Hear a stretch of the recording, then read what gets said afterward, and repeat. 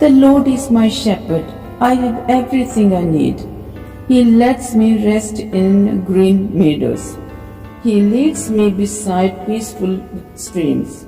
He renews my strength. He guides me along right paths, bringing honor to His name.